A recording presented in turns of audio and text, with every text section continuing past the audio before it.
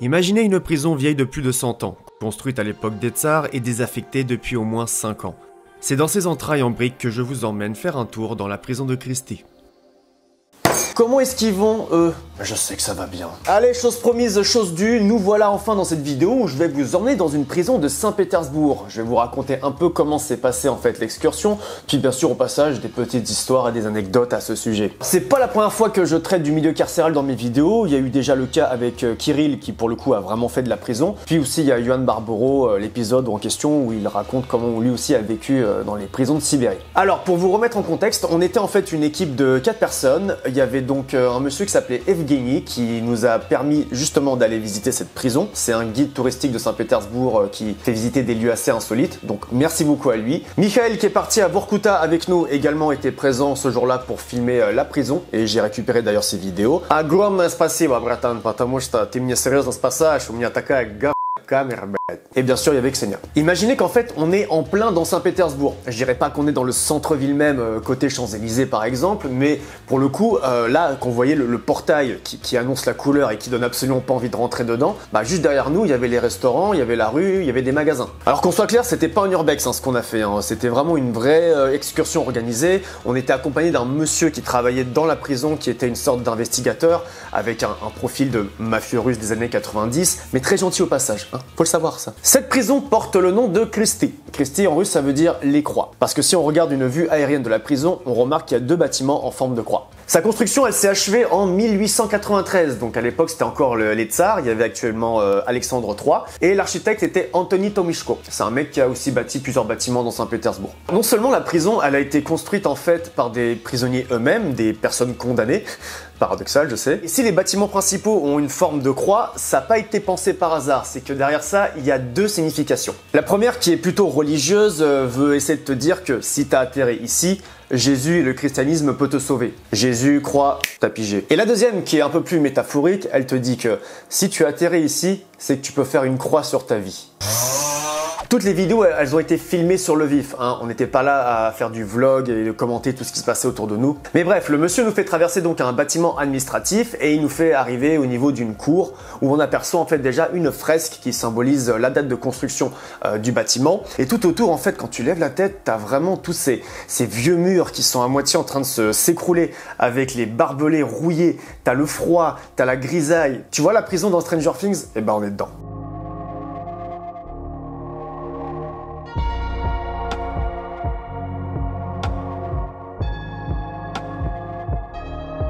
Si on analyse un peu l'ensemble de la prison, on voyait qu'il y avait un peu cet aspect de ville autonome, c'est-à-dire qu'ils avaient leur chauffage central, qu'on pouvait voir avec une grosse cheminée qui dépassait. Il y avait aussi à un moment une école qui a été mise en place pour les prisonniers, également un garage pour qu'ils puissent y travailler pendant leur condamnation. Et pour information, c'était la première prison russe à avoir l'électricité, parce que c'était pas le cas dans les autres prisons ailleurs. Vous voyez un peu l'idée. Le monsieur va nous emmener alors dans l'église de la prison, une église orthodoxe classique avec une très grande coupole visible de l'extérieur, très bien éclairée, très jolie en soi. Bien sûr, on y retrouvait toutes les icônes orthodoxes possibles et il faut savoir que cette église servait en fait de salle de conférence et de réunion pendant la période soviétique. Car si vous ne le savez pas, la religion s'était interdite durant l'URSS.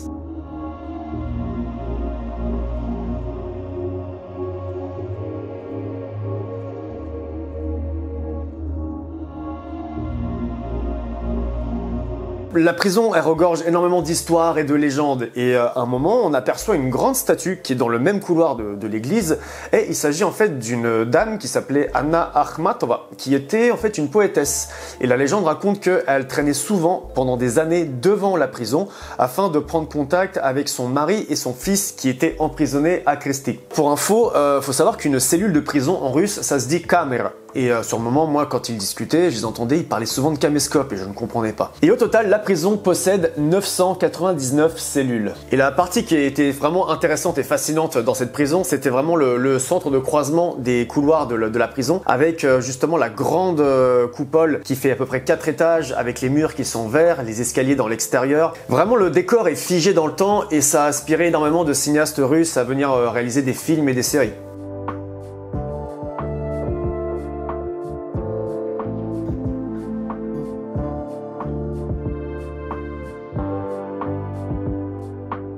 Alors vous vous demandez sûrement qui était emprisonné là-bas. Eh bien, c'était avant tout des prisonniers politiques, mais pas que. Les gardes de prison, un peu avant la révolution soviétique, avaient tendance à avoir une très bonne attitude avec les prisonniers, parce qu'ils leur disaient quand même cette phrase « Ah, вот сегодня вы в тюрьме сидите, а завтра, может быть, министром станете ». Je vous ferai pas la liste de tous les prisonniers qu'il y a eu, mais le plus connu d'entre eux, il y a eu Léon Trotsky. Il y a fait un tour 2 fois. La première fois, c'était en 1905, il a été condamné pour insurrection, et après, c'était en 1917, il y est resté de juillet à septembre. Et déjà à l'époque, il avait écrit un article du nom de Pazor, qui signifie la honte, et il dénonçait les conditions de détention des prisonniers. Lorsque la révolution de 1917 a eu lieu, et bien quand les communistes ont pris le pouvoir, qu'est-ce qu'ils ont fait? Ils ont libéré tous les prisonniers de Christie pour y mettre à la place les partisans du tsar.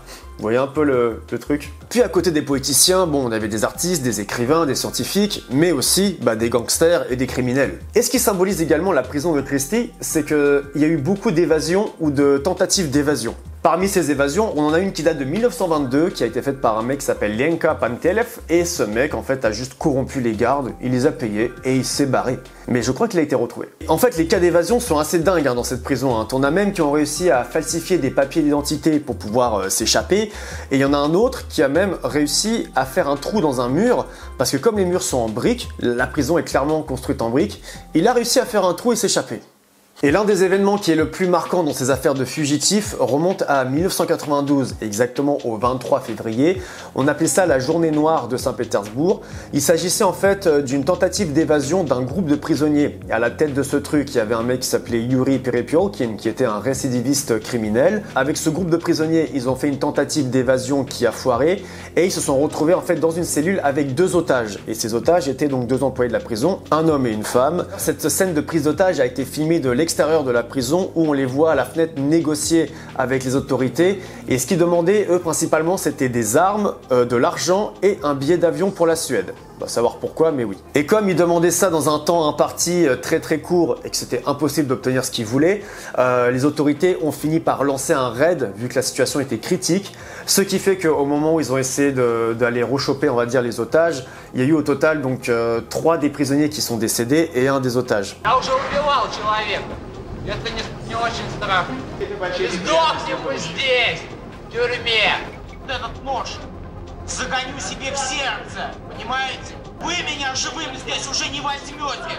Но здесь будут еще 2 трупа. Они будут на вашей совести. Au niveau du rez-de-chaussée, il y avait un espèce de grand couloir avec plein de cellules. Et ces cellules servaient en fait de lieu de rencontre, de négociation entre les avocats et les prisonniers. Et dans certaines d'entre elles, on pouvait apercevoir même une cage directement dans le truc, un peu à la Hannibal Lecter, parce qu'il y avait des prisonniers qui étaient, on va dire, plus dangereux que d'autres. Et si on regarde bien, il y a une cellule qui est planquée, on va dire, à côté d'un escalier, donc vraiment à l'abri du regard des autres. Et dans cette cellule, ce qui se passait, c'est qu'on ramenait des prisonniers et des prostituées. Je vous laisse deviner et construire un magnifique Lego Harry Potter. Venons-en à présent aux cellules des prisonniers. On est sur des cellules qui font 8 mètres carrés, avec une grosse porte blindée, fermée 24 heures sur 24. De base, il faut prendre en compte que les cellules ont été mises en place pour accueillir à peu près 1150 prisonniers. Et vous pensez que ce chiffre, il a été respecté ? Ça allait jusqu'à 16 000 prisonniers pendant une période pour 999 cellules.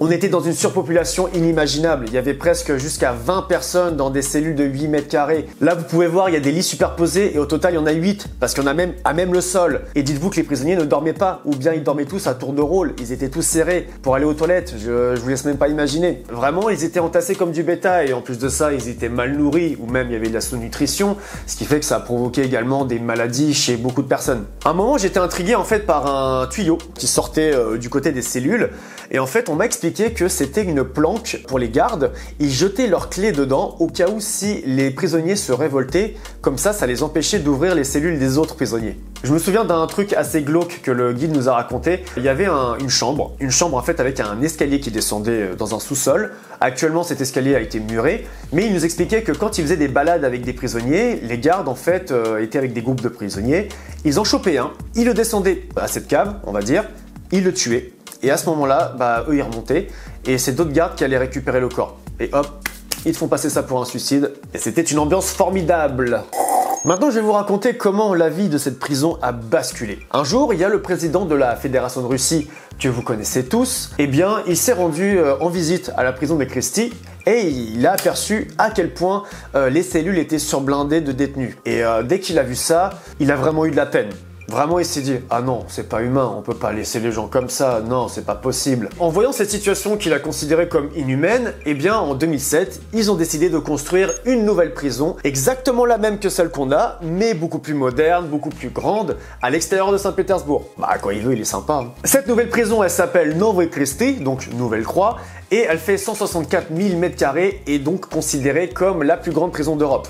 Véridique. On est sur une prison qui est beaucoup plus propre, mieux aménagée, mais ça veut pas dire que c'est la fête et qu'on fait du karting dans la cour. Parce que si vous voulez, il y a eu énormément d'investigations suite à des vidéos qui ont fuité sur tous les réseaux non censurés tels que Telegram, où on voit justement des prisonniers se faire tabasser par des gardes.